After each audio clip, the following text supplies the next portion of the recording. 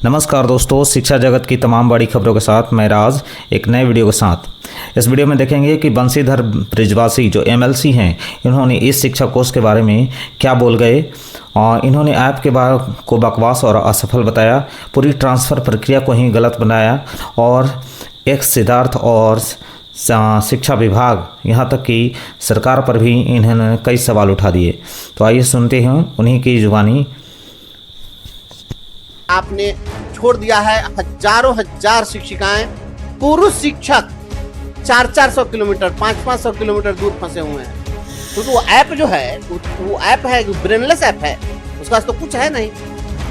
वह ऐप आपका सही काम नहीं कर रहा है। आपने कैसा ऐप बनाया कि आप जब स्कूलों में पोस्टिंग कर रहे थे, रैंडमाइज कर रहे थे कि भाई सब जगह शिक्षक की उपलब्धता हो जाए, इसके बावजूद 354 ऐसा विद्यालय आपका पूरे राज्य में रह गया जहां पर मात्र एक ही शिक्षक है। दिव्यांग शिक्षक, दृष्टिबाधित, पूर्णतः दृष्टिबाधित शिक्षक, और घर से पहले 30 किलोमीटर दूरी पर था, तो आवेदन दिया कि हमको और नजदीक कर दिया जाए, तो ऐप आपको 80 किलोमीटर दूर और फेंक दिया। नमस्कार, आप देखना शुरू कर चुके हैं लाइव सिटीज को। मेरा नाम अभिषेक है। हमारे साथ बातचीत करने के लिए शिक्षक नेता से एमएलसी बने बंशीधर कि लगातार अपर मुख्य सचिव महोदय स्थानांतरण ट्रांसफर इतना का कर दिए, उतना का कर दिए, ये कर दिए, वो कर दिए, और अभी भी पूरे राज्य में ऐसे लगभग मुझे लगता है कि 30-40 हजार लोग हैं जो लोग फंसे हुए हैं, अंतर जिला स्थानांतरण के इंतजार में हैं।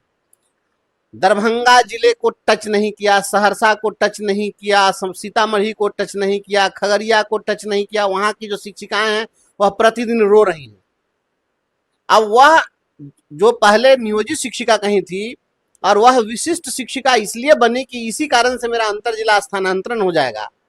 विशिष्ट शिक्षक बनने के पीछे, सक्षमता परीक्षा देने के पीछे कहीं ना कहीं एक उम्मीद थी कि हमें इसी के बहाने अगर हम राज्यकर्मी हो जाएंगे तो मेरा अंतर जिला स्थानांतरण हो जाएगा।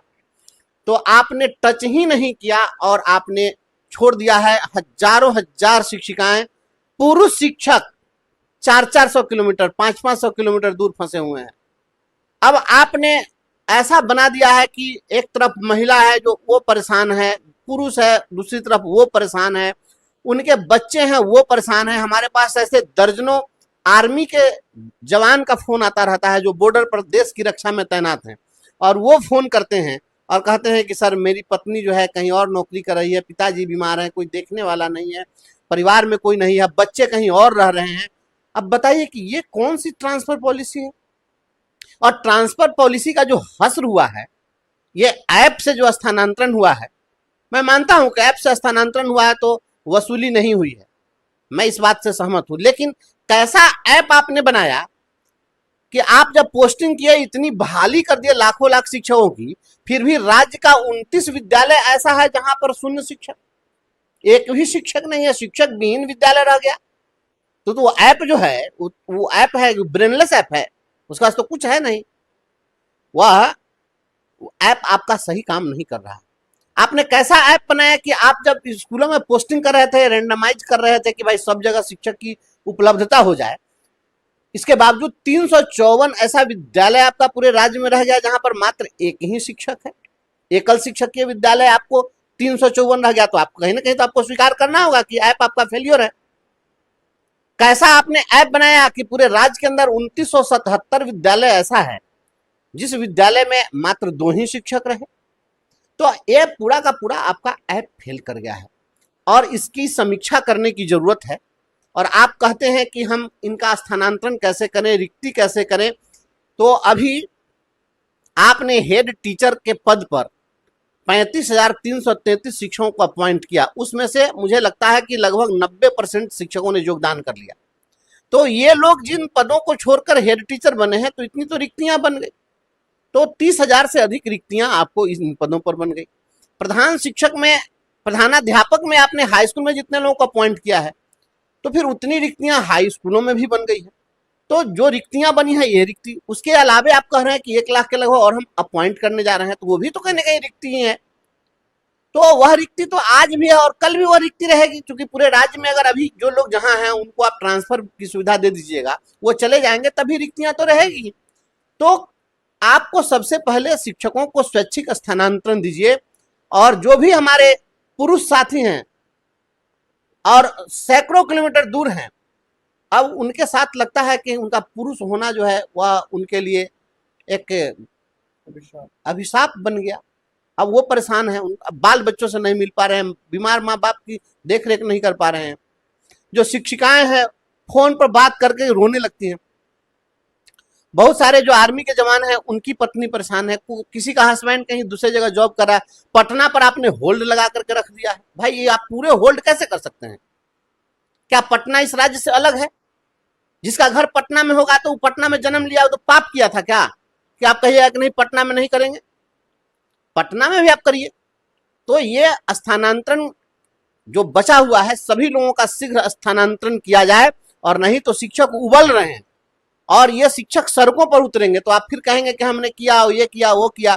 आप सब कुछ कीजिए, लेकिन लोगों को आप जो दे रहे हैं देने का उनको खुशी मिले कि हाँ हमें सरकार कुछ दी, कुछ सुविधा बढ़ाई, तभी इसका मतलब रहता है, नहीं तो इसका कोई मतलब नहीं रहता है। इसलिए अविलंब सभी पुरुष शिक्षकों को जो अंतर जिला स्थानांतरण के इच्छुक हैं उनका अविलंब करिए। अब एक ऐप का करामात देखिए कि एक दिव्यांग शिक्षक, दृष्टिबाधित, पूर्णतः दृष्टिबाधित शिक्षक है, और घर से पहले 30 किलोमीटर दूरी पर था, तो आवेदन दिया कि हमको और नजदीक कर दिया जाए, तो ऐप आपको 80 किलोमीटर दूर और फेंक दिया। तो ये जो आपका ऐप है ये सेंसर नहीं कर पा रहा है कि परिस्थिति क्या है। तो इन परिस्थितियों को समझते हुए सुगमता से इनकी पोस्टिंग के लिए अविलंब सरकार को निर्णय लेना चाहिए, और शीघ्र अगर आप निर्णय नहीं लेंगे तो मजबूर होकर के हम सड़कों पर उतरेंगे, क्योंकि अभी जो सत्र चलना था। लेकिन ट्रांसफर पोस्टिंग की वजह से ही तो 29 विद्यालय जीरो हो गए। ट्रांसफर पोस्टिंग नहीं होती तो सब विद्यालय में टीचर। अब वहां भी आप पता करिए ना, जहां पर 29 विद्यालय जहां पर शिक्षक विहीन है, उसके आसपास के विद्यालय आपको मिल जाएंगे। जहां पर शिक्षक की जरूरत थी 10 तो वहां पर भेज दिया 20। आप वहां से उसको भेज सकते थे ना।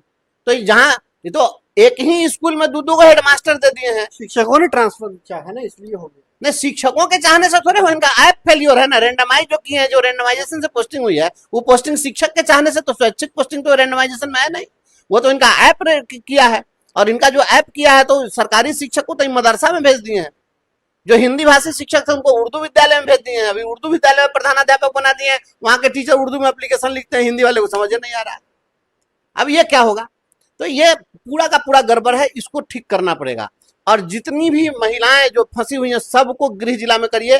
जितने पुरुष हैं जो इसी चाहत में परीक्षा दिए और अंतर जिला स्थानांतरण चाह रहे हैं, उसको अविलंब स्थानांतरण की सुविधा दीजिए, अन्यथा कोई मतलब नहीं। मैं एक बात स्पष्ट कर देता हूं, अभी मानसून सत्र में हम लोग सभी लोग इस पर ध्यान आकर्षण भी डाले हुए थे कि सदन में इस पर बहस हो गई, पुरजोर बहस होती, लेकिन सदन तो एक दिन में चला नहीं।